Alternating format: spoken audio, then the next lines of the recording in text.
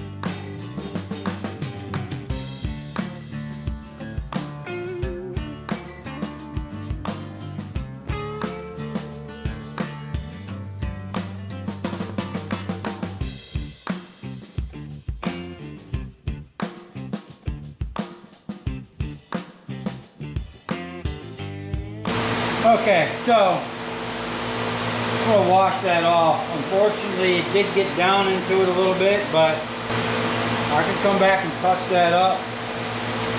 Now, obviously, this is kind of overkill. I didn't need to do that. It would have looked nice the way it is. But when this is done, it's gonna look really nice. I'm really thinking I should have put it on the milling machine. It would have looked way better, but you know, the problem is this is kind of like a soft pad, so it was getting down. It'll be all right.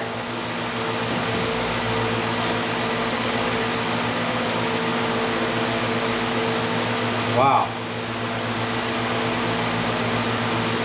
I should have let that bake out in the sun longer.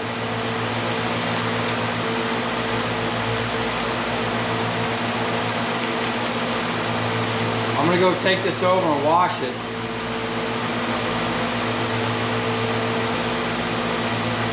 Man, just putting that tape on there.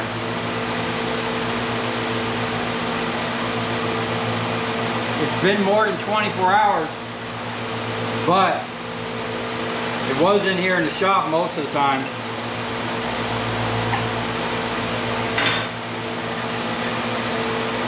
I'm gonna go try to wash this off with a light sponge, and then we'll have to come back and touch that up. I don't think I'm gonna get all that dirt off of there. All right, so I rinsed it off, and we're definitely gonna have to touch it up, but you can see the effect I'm going for. I think this looks way better, and it makes it pop out, you know? So just little touches like that I like to do. Now, that is still pretty soft. I should have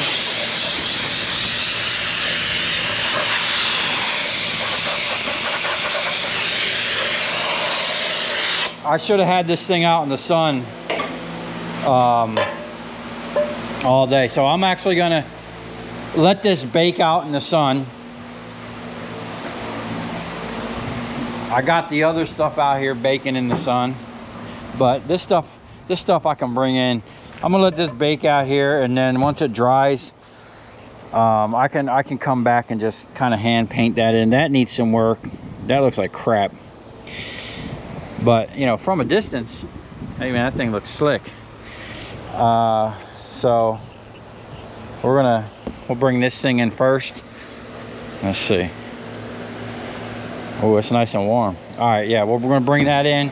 We're gonna assemble the legs and wire the motor up, and then we can deal with the lid at another date. I need to get this thing up and running.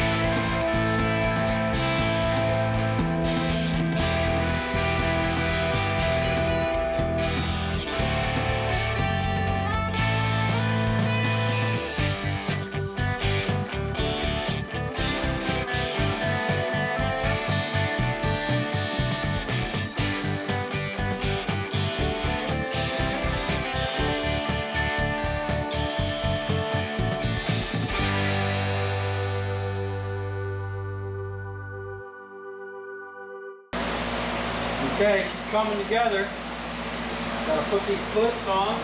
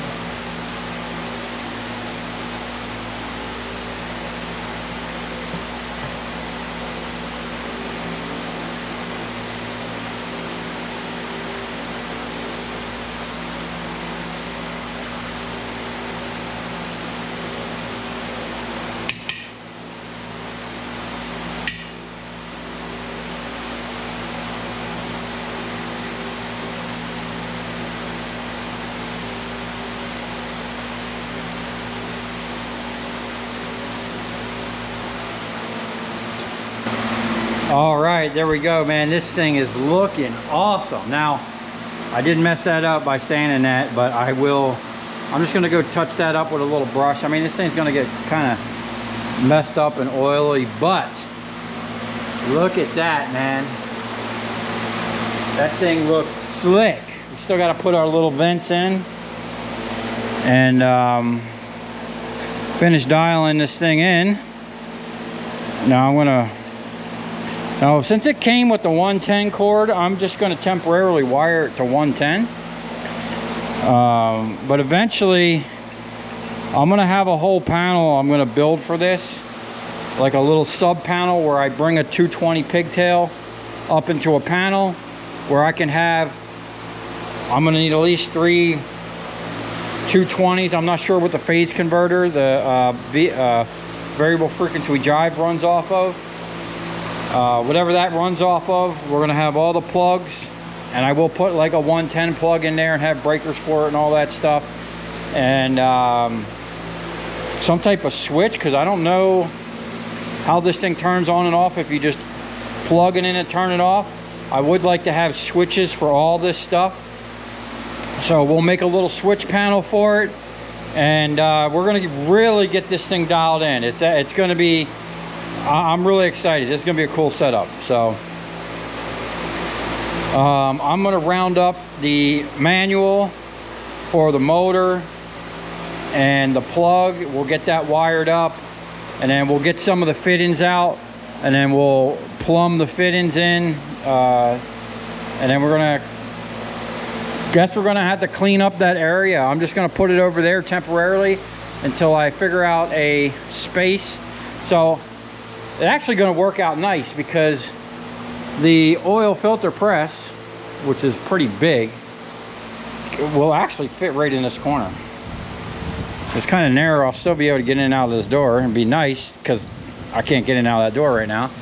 But I'll put it right here, plenty of space, and then I'll put my totes up here. I'll probably have to lower this down a little bit. Now this is a custom rack I made, heavy duty. This will handle, these little ones will handle 1,500 pounds. I think these ones will handle 2,000 pounds. So we should be able to handle 3,500 pounds, or this might be 3,000. I don't forget. I forget what it is. But with these here, these in the middle, this setup will hold a crap ton of weight. And being that this thing is offset, I don't know if I'm going to have enough room, the clearance here. I'd like to have the centrifuge up here and the pump, and then my other pumps and all my oil stuff. We might have to do away with the whole middle shelf. I'm not sure yet.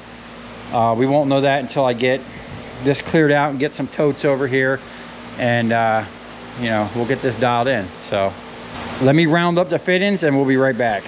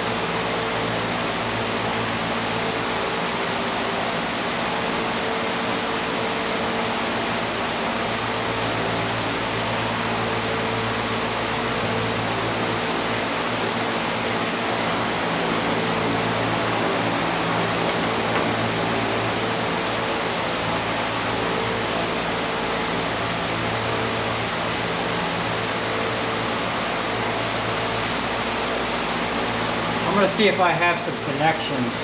It'd be a lot easier just to push some push-on connections on here.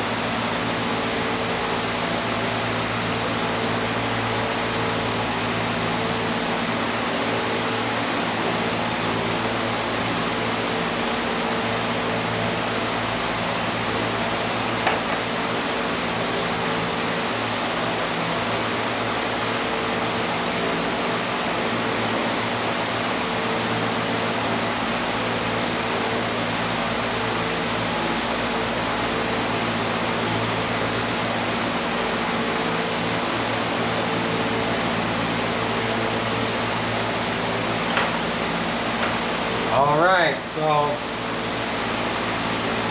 hopefully we don't blow the thing up now.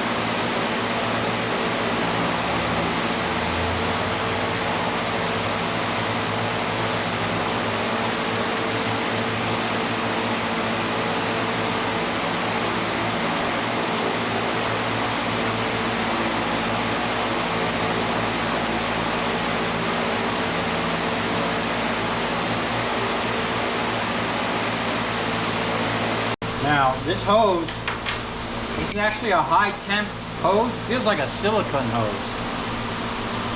And this is going to go up here for the bulb. This stuff here. Oh. Now we can get back to the right stuff.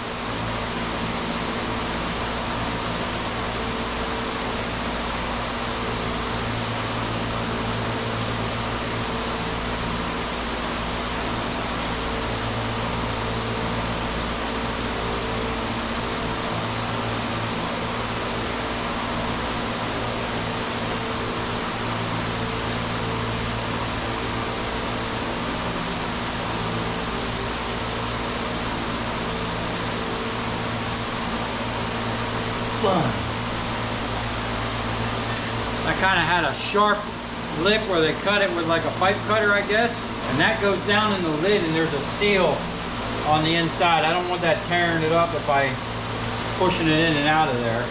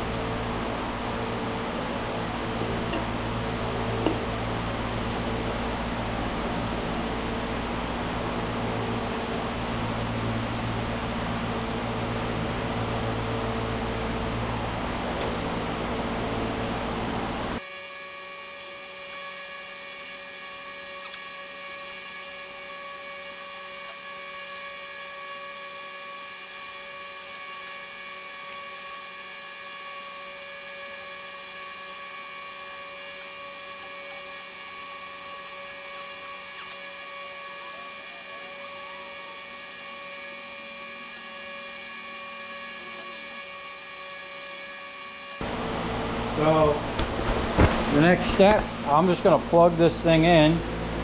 Now I'm going to have to definitely make something with a switch. I'm going to make a panel for this so I can have switches to turn all the equipment on. I'm going to get the other GoPro real quick and get something to drink. We're going to plug it in. And then I think that's going to be it for me today. Now, I did see in one picture, the guy had like a trap in here. Now without having a valve, I really don't know. I'm gonna have to look into that and see what the idea behind the trap was. But we still got tons of fittings here. So we're gonna have plenty of fittings. I know I'm gonna have to go to Home Depot and get some valves, these valves are great for just opening stuff wide open. But I need a turn valve, something I can dial the flow in when I'm either letting it trickle down or when I'm blending.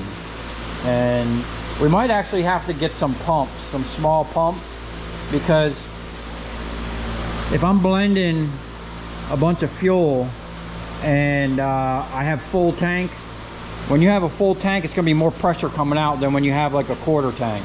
So it's something we're going to work out. I might just have a set thing on my tank where, okay, I'm going to fill it to this level, and then I'm going to fill my diesel tank to this level, and I'm just going to open the valves and let them drain down at one shot through my blender. And then while it's getting into the tank below, I'll have it circulating with a circulation pump. I got a couple cool ideas. I got a couple cool things that I've been actually saving for this that I got to kind of find, and then we're going to dial it in and have a proper setup. All right, this thing is coming together nice, man. I really I really feel bad about what I did there. But overall, this thing looks tricked out, man. Definitely, you know, a little extra time painting it really makes a huge difference. It would have been okay with the just aluminum look, but you know, I like to, you know how I like to paint stuff, you know, and put my little touch on it. Once this really dries and I fix this, I am going to slap a PSF sticker on this just to make it mine. But PA BioDiesel Supply, so far I'm super stoked and happy with the quality and the setup and the instructions. Everything seems pretty easy. Hopefully I wired this right. We're gonna plug it in, see what happens. Okay, here goes nothing. Oh, that thing is cranking. That's actually quiet, man. That's quieter than my fans. I thought this thing would be humming away. Now it might make a little bit more noise when there's oil in it, but I doubt it, man. It wasn't vibrating across the floor. It did take a second for that thing to wind up.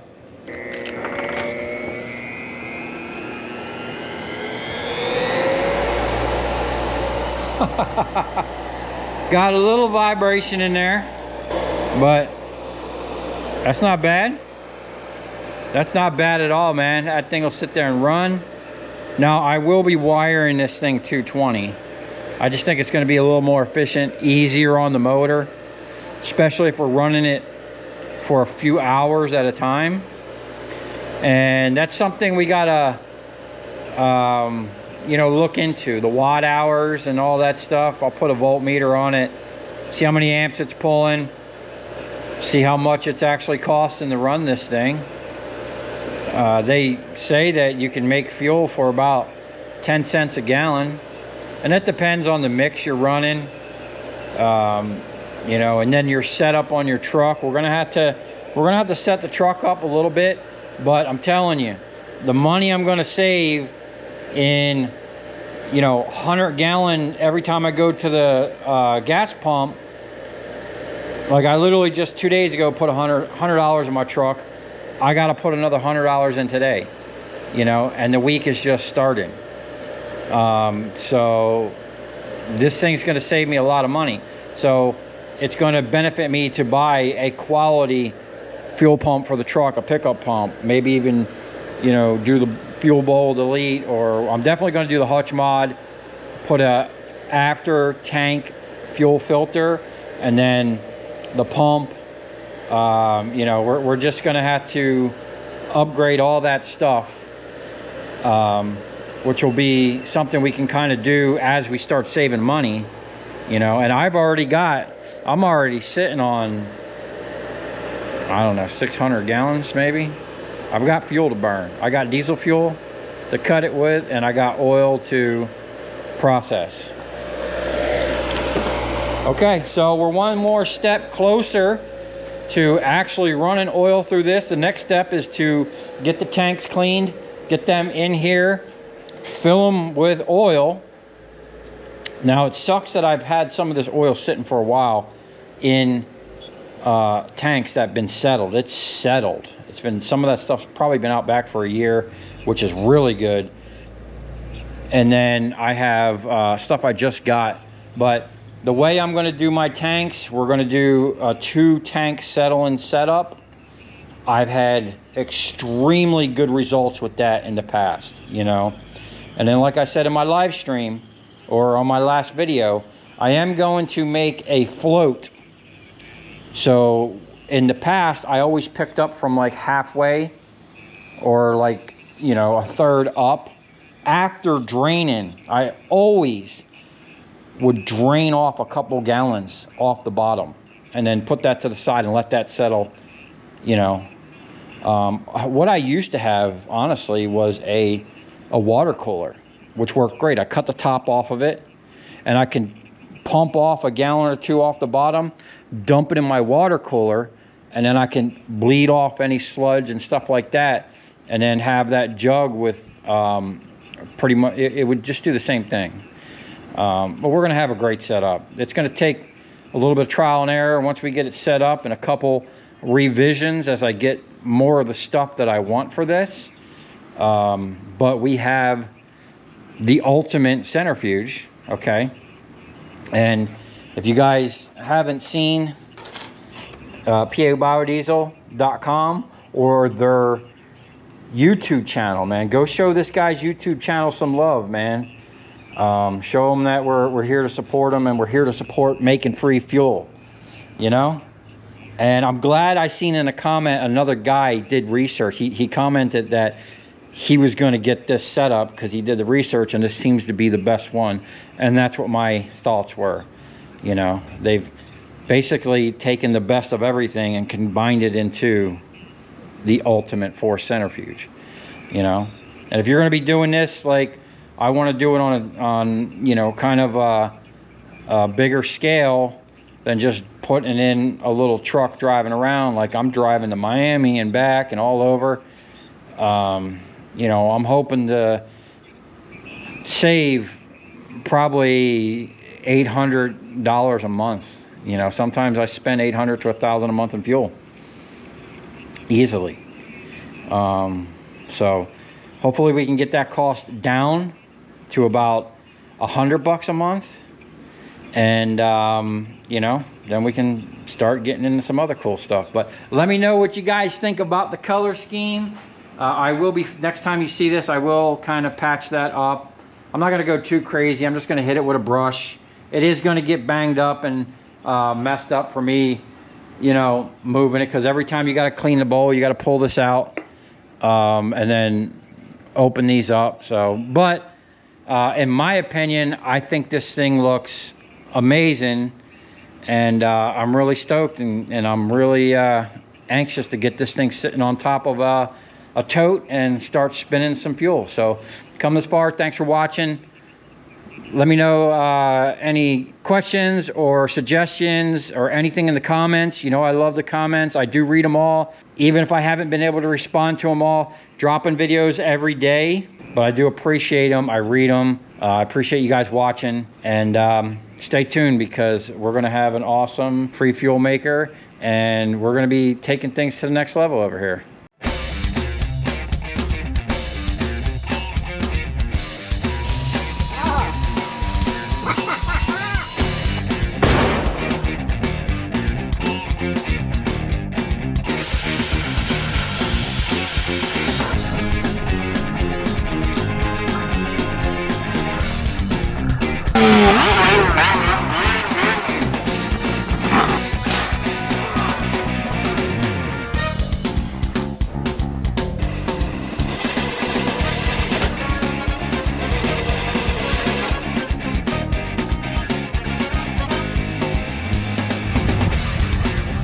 I'll tell you where we're going, right to the scrap yard.